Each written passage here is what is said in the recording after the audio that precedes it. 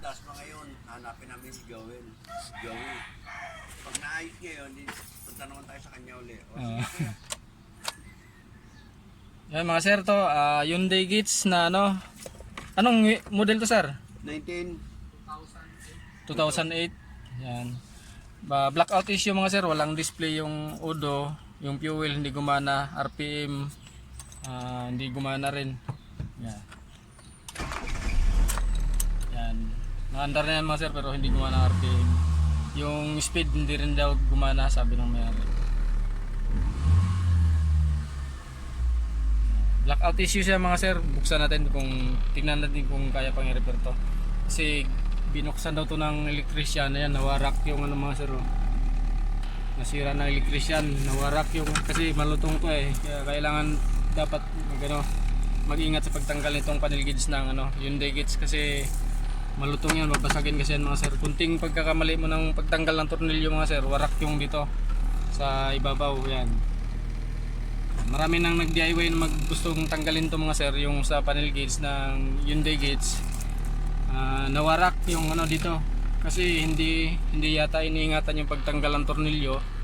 Kunting tulak mo lang ng tornilyo mga sir, basag to kasi malutong to eh.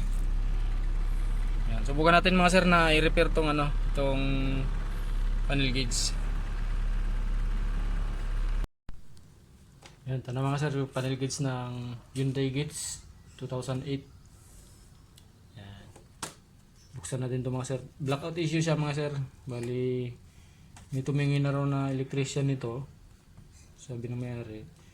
Pero hindi naman daw na yung kulang kasi sana wala pa siyang ginalaw dito sa loob. Tinignan lang daw sabi ng may-ari. Nawarak nga yung yung pinagkabitan nito mga sir doon sa dashboard. Kasi napirsa daw ng tanggal ng electrician. Nawarak tuloy.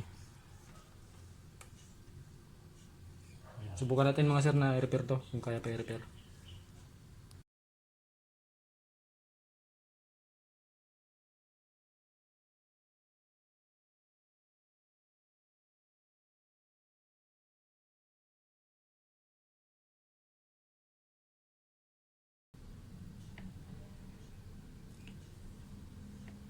Sunog mga sir oh. Yes. Sunog na. Ang napatagal to ng pagpapa-repair mga sir eh. Subukan natin ito mga sir i-repair. Kung kaya pang i-repair.